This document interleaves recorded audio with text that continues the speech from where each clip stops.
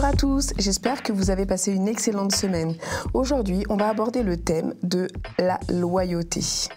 Qu'est-ce que la loyauté? Et on va aborder ce sujet avec le pasteur Jétro Camille. Bonjour Jétro, comment vas-tu? Bonjour Nafi, je suis en pleine forme, toi aussi? Oui, t'as passé une bonne semaine? Excellente, merci. Bon, super.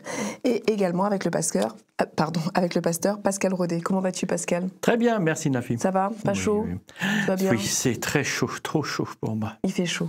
Oui. La loyauté. Qu'est-ce que c'est la loyauté? Qu'est-ce que c'est être loyal envers quelqu'un? Qu'est-ce que c'est... Avez-vous des amis? Très peu, très peu. Les gens me supportent mal en général. D'accord. Bon, je ne sais pas pourquoi, mais... Et toi, Pascal, as-tu des amis? Oui. Je ne sais pas s'ils me supportent mieux. J'en ai quelques-uns, oui. Mais qu'attendez-vous de vos amis? Qu'attendez-vous précisément de vos amis? Ah, ben des amis, ça, pour moi, en tous les cas, hein, avec ceux que j'ai, c'est une discussion qui devient normale, où on peut parler de tout sans craindre quoi que ce soit, qui sont là quand on n'est pas bien, qu'ils sont... Voilà, c'est ça un peu les amis pour moi. Et la loyauté, non? Moi, j'attends surtout de l'argent de mes amis, c'est pour ça que j'en ai pas beaucoup. Ils partent tous en clients. Ça y est, tu as perdu tous tes amis. Moi, personnellement, j'attends beaucoup de loyauté de mes amis. J'attends de la confiance, j'attends, comme vous, hein, quelque chose de fluide, quelque chose de... Et en fait, je suis tellement persuadée que mes amis sont loyaux envers moi que je suis sûre que si je décroche mon téléphone maintenant et que je dis à quelqu'un je suis dans une situation très difficile, je suis coincée à Bordeaux, j'ai une amie qui s'appelle Valérie, une fois elle l'a fait, j'étais à Tours et j'étais bloquée et je lui ai dit comment je fais pour revenir sur Paris, je ne sais plus comment je dois faire. Elle m'a dit bouge pas. Elle a pris sa voiture, elle est venue me chercher, elle m'a ramenée à Paris. Enfin, je dis pas que j'attends ça de tous mes amis, mais en tout cas, c'est posé. Jétro, à l'époque de Paul, on ne pouvait pas dire que c'était une société égalitaire, que les gens vivaient tous sur le même piédestal, que la condition était la même pour tous, qu'ils avaient de l'argent ou qu'ils n'avaient pas de l'argent. De toute façon, même au sein des foyers, ce n'était pas égalitaire. Est-ce que tu pourrais appuyer ça avec Éphésiens 6, versets 1 à 4, s'il te plaît? Très bien.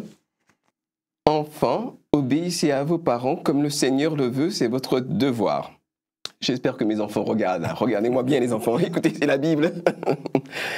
Respecte ton père et ta mère, voilà le premier commandement que Dieu a donné avec une promesse. Cette promesse, la voici, alors tu seras heureux et tu vivras longtemps sur la terre. Et vous, les parents, ne poussez pas vos enfants à la révolte, mais pour les élever, corrigez-les et donnez-leur des conseils qui viennent du Seigneur. Alors, est-ce qu'il y a certaines personnes qui se sont arrêtées à la première phrase ou est-ce que tout son ensemble a été pris depuis le départ? Ça me rappelle beaucoup l'étude qu'on avait faite sur les hommes ou les femmes où certains hommes s'arrêtaient à « Femmes, soyez soumises à vos maris » et puis oubliaient, parce que le Christ est le chef de l'Église et c'est donné pour elle-même. Donc tout l'aspect du sacrifice, du don de soi, ils gomment et puis ils veulent juste garder le petit pouvoir mesquin qu'ils ont. Là, ça peut être un petit peu la même chose avec les enfants. C'est vraiment parfois la tentation d'avoir un pouvoir absolu sur ses enfants, pour vouloir les faire les diriger à la baguette, je veux dire, comme presque les dresser à la limite, comme on dresse un animal. Mais là, ça n'est pas ce que la Bible dit. Et en plus, il y a ce verset 4 qui dit « Vous, les parents, ne poussez pas vos enfants à la révolte ». Et on pourrait se demander, mais comment est-ce qu'on pousse les enfants à la révolte? Quel genre de comportement et d'attitude mentale je peux avoir qui pousse mes enfants à la révolte? Et ça oblige à se remettre en question. Tu as des enfants, Pascal? Oui, j'en ai 2. Est-ce que ça t'est déjà arrivé de les pousser à bout? Alors, pousser à bout, non, parce qu'ils ont toujours été relativement respectueux et sages. Mais, pour reprendre ce que disait un peu Jétro, j'ai compris plusieurs fois où j'ai été trop loin avec eux. D'accord. Et donc, ils ne se sont pas rebellés, mais je les ai sentis aigris. C'est là qu'il faut, en tant que parent, comprendre que est-ce que tu as été juste? Est-ce que tu as bien parlé? Est-ce que tu n'as pas été trop loin? Bref, voilà, ça, c'est important de bien comprendre cela. C'est très sage. Et y avait-il une égalité entre les filles et les garçons à l'époque de cette... Est-ce que les filles avaient le droit de faire la même chose que leurs frères ou pas? Alors ça, c'est une question extrêmement intéressante. Donc, non, il n'y a pas d'égalité dans la société. Alors, ça dépend de qui on parle. Parce que finalement, quand on arrive dans Éphésiens, on parle aux juifs chrétiens, mais on parle aussi aux chrétiens non juifs. Et donc, dans la société juive, il n'y a pas vraiment d'égalité au sein de la famille. Le chef, c'est le papa, les enfants sont soumis, la maman est soumise. Et puis, le fils aîné est celui qui va hériter des biens de la famille, quoi. Donc, il y a une inégalité également entre les garçons et les filles à cette époque-là. Mais est-ce que vous pensez que pour autant, les enfants étaient loyaux envers leurs parents? Ah, mais je pense que les enfants étaient loyaux dans le sens où, comme dans toute société, la société a besoin d'une règle. Et pour que ça fonctionne, il faut que chacun suive la règle. Et que pour eux, il y a toute une partie de la société qui dit ben non, c'est normal, je suis le deuxième, je suis le troisième, c'est mon aîné. Peut-être qu'intérieurement, voilà, je ne suis pas à l'aise d'être le second ou le troisième, mais c'est la règle. Donc il y a toute une partie qui est comme ça. C'est à partir du moment où il y en a qui commencent à se dire non mais attendez, ça suffit votre truc. Oui, il peut y avoir des rébellions. Et ce qui s'est passé aussi, comme ça s'est passé aussi dans notre société, mai 68, c'est ça aussi. Oui, mais mai 68 nous a quand même un petit peu rendu service. On est d'accord. Par certains aspects, on est bien d'accord. Par certains aspects. Mais je pense que c'est ça aussi la Bible, c'est que pour reprendre un peu le même verset 4 qu'il a été lu ici, oui, il y a parfois des inégalités, mais on ne va pas changer la société comme ça. Ce n'est pas une révolution, le christianisme. Par contre, c'est une notion d'égalité. OK, vous avez des droits sur vos enfants. N'en profitez pas. Soyez sages, respectez-les, donnez-leur ce qu'il faut, mais ne soyez pas injustes. Oui. Et c'est ça, je pense aussi, que la Bible me dit. La Bible ne va pas changer le droit d'aînesse avec... Non. Mais il y a quand même une règle fondamentale, ne soyez pas injustes. D'ailleurs, si je peux juste rajouter à ce que dit Pascal, quelque chose de tout simple, c'est que les règles sont là, le cadre est là, mais s'il y a une chose qu'on ne peut pas forcer par une règle, c'est la loyauté. C'est pour ça que j'aime beaucoup la question que tu poses. C'est que tu poses la question de est-ce que la loyauté est possible? Eh bien, la loyauté, à mon sens, n'est possible que dans un cadre où l'esprit est suffisamment libre pour choisir d'être loyal. Si, par exemple, je ne sais pas, Nafi, si par exemple tu deviens mon chef et que tu fais éruption toutes les 5 minutes dans mon bureau en me criant dessus, en me donnant de nouvelles injonctions, je vais avoir du mal à être loyal. Parce que je n'aurai même pas le temps, la ressource mentale pour pouvoir définir la qualité de la relation que je vais avoir avec toi. Si par contre tu deviens mon chef et que tu m'amènes des glaces, que non, je plaisante. Si tu deviens mon chef et que tu me respectes, même si tu me donnes des consignes et même si tu es ferme, je peux être loyal. Donc, les rapports éducatifs, ils peuvent amener à la loyauté ou ils peuvent empêcher la loyauté. Et donc, quand je lis « Enfants, obéissez à vos parents », ce que je reçois moi plutôt, c'est toi, parent, débrouille-toi pour que ton enfant soit capable de t'obéir sainement. Pas dans la trouille, pas dans la menace, pas dans le chantage, mais sainement. Bah, tu vois, je te rejoins. J'ai été manager et ça n'aurait pas du tout été mon tempérament. Je pense que je fais toujours en fonction du caractère de la personne qui est en face de moi, comme je pense que vous faites exactement pareil avec vos enfants. Vous avez des enfants qui sont différents, je pense. Même si vous aviez eu des jumeaux, je pense que le caractère aurait été différent. Mais pour que les gens soient loyaux, je pense vraiment qu'il faut l'être aussi. Et crier sur quelqu'un n'a jamais rien apporté. Mais ça, je l'ai appris grâce à Dieu.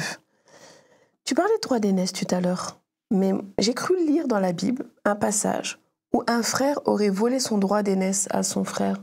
C'est possible ça? Alors c'est possible, oui, parce qu'il y a eu tromperie. Et donc il a fait croire que c'était lui l'aîné alors qu'il était le second, et il a dit à son père « Tu peux me bénir s'il te plaît ?» Parce que c'était à l'époque un peu le certificat le rituel, certification de passage à la vie adulte. Et donc il s'est fait passer pour son frère aîné, parce que son père était à moitié aveugle. Donc ça, c'est tromperie, oui, il a réussi. Enfin, ça s'est mal terminé, mais voilà. Quand il n'y a pas loyauté, ça se termine mal. C'est ça, c'est ça. Pascal, est-ce que tu pourrais me lire Éphésiens 6, versets 5 à 9, s'il te plaît? Oui. Esclaves, obéissez à vos maîtres sur la terre avec beaucoup de respect, d'un cœur sincère, comme vous obéissez au Christ. Ne les servez pas seulement quand ils vous surveillent, comme pour plaire à des hommes, mais obéissez comme des serviteurs du Christ qui font de tout leur cœur ce que Dieu veut. Servez vos maîtres de bon cœur comme si vous serviez le Seigneur et non des hommes. Vous le savez, ce que chacun fait de bien, il le retrouvera près du Seigneur, qu'ils soient esclaves ou hommes libres. Et vous les maîtres, agissez de la même façon avec vos esclaves. Laissez de côté les menaces. Vous le savez, vous et eux, vous avez le même maître dans les cieux, et lui, il ne fait pas de différence entre les gens. Alors ça déjà, ce que j'aime dans ce passage, c'est qu'il dit qu'il ne fait pas de différence entre les esclaves et leur maître. Pour lui, il met tout le monde au même pied d'égalité, si je le comprends. Explique-moi. Pour lui, pour Dieu, Oui. tout le monde est en effet au même pied d'égalité dans l'humanité. D'accord. Tout homme a le droit d'être vu comme tel, et c'est ce qui se passe pour Dieu. Il n'y a pas de différence, il n'y a pas un homme supérieur et un homme inférieur. Ça n'existe pas dans la vision de Dieu. Et est-ce que dans la Bible, il y a d'autres passages qui parlent de l'esclavage ? Alors oui, il y a beaucoup de textes dans ce domaine-là, beaucoup. À chaque fois, on les retrouve principalement dans le Lévitique ou dans Nombre, parce que ce sont des règles sur comment se comporter avec des esclaves ou avec des personnes qui sont au service d'un maître, d'un patron, etc. Voilà. Alors, selon les siècles, la notion d'esclave était différente d'un point de vue de l'extérieur ou de l'époque. Quelqu'un qui servait librement un maître en étant nourri, logé, sans être enchaîné ou quoi que ce soit, c'était un esclave. Par contre, il y avait d'autres conditions où c'était en effet beaucoup plus... ce qu'on a comme image du 19e ou 18e siècle sur l'esclavage. Malheureusement, il y a ce qu'on appelle aujourd'hui de l'esclavage moderne, qui est fondé sur la loyauté mentale des gens, c'est-à-dire qui rendent les personnes tellement dépendantes, ou parfois, d'après ce que j'ai compris, ils leur privent de leurs papiers ou des choses comme ça, pour pouvoir... Et c'est triste, mais la Bible n'appuie pas ça, on est d'accord. Alors la Bible n'appuie pas. D'ailleurs, quand on lit le texte, c'est à l'encontre des maîtres et de ce qu'ils devaient faire. Exactement. Puisqu'il est quand même dit aux maîtres, agissez de même avec vos esclaves, donc avec ceux qui travaillent avec vous. Si vous êtes injuste, si vous les empêchez de vivre correctement, si vous contraignez, et je pense que c'est le mot qui est important, bien sûr, on peut contraindre des personnes de toutes sortes, que ce soit le plus dramatique des personnes enchaînées, comme les images que tu donnes, quelqu'un à qui on garde les pièces d'identité, on l'interdit de sortir, etc., même s'il n'est pas enchaîné, c'est une sorte d'esclavage. Et ça, c'est contraire justement à la qualité que doit donner, pour reprendre les mots ici, le maître à son esclave. On est d'accord que comme Dieu savait que l'homme est dur et qu'il y a eu malheureusement l'esclavage, il a quand même bordé ça dans la Bible pour éviter les dérapages. Je ne pourrais pas mieux le dire que tu le dis, Nafi. C'est-à-dire qu'en fait, parfois les gens s'imaginent que parce que la Bible est inspirée par Dieu, que ce sont des règles qui sortent directement de la pensée de Dieu, qui viennent s'imposer aux êtres humains. Mais en fait, ce n'est pas du tout comme ça. Dieu, en fait, part de là où on est. Et si on est dans une société esclavagiste, il ne va pas changer la société d'un seul trait. Il va faire ce que Pascal a très bien décrit et que tu as très bien dit. Il va border les choses. Il va mettre des limites. Il va adoucir les choses. Et puis surtout, il va expliquer un petit peu qui il est et ce qu'il y a dans son caractère et nous inviter à le suivre et à l'imiter. Ce qui fait que si je commence à m'intéresser à Dieu vraiment et que... je veux avoir un petit peu son caractère, je vais réduire qui en esclavage. Je ne pourrais pas être esclavagiste. Je ne pourrais pas être macho. Je ne pourrais pas être un papa hyper oppresseur parce que Dieu n'est pas comme ça. Et donc, si tu veux obtenir un bon résultat avec quelqu'un et le faire grandir, tu pars de là où cette personne se trouve.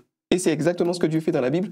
C'est pour ça que la Bible semble quelque part valider l'esclavage, mais ça n'est absolument pas le cas. Elle ne fait que border et améliorer une condition qui existait déjà et mettre en germe...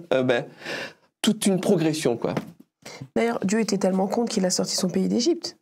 Il a envoyé quelqu'un pour libérer les esclaves. Tout à fait. Oui, parce que les Israélites étaient esclaves en Égypte, c'est vrai, et Dieu les a libérés de cela. Dieu n'est pas pour l'esclavage. Voilà.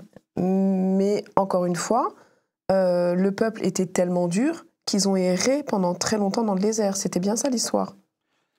Oui, tout à fait. Alors, ils ont erré parce qu'il fallait en effet changer de comportement. Et donc Dieu, quand il a vu le peuple sortir d'Égypte et leur comportement, ça n'allait pas tout à fait ensemble. Donc il a fallu un certain temps pour vivre, découvrir Dieu d'une façon beaucoup plus directe, avec un Moïse qui les enseignait, qui leur apprenait ce qu'est Dieu. Donc oui, ça a pris du temps. Mais ça rejoint un peu le texte aussi que nous avons lu. La dernière phrase du verset 9 est, je crois, une règle fondamentale pour tout le monde.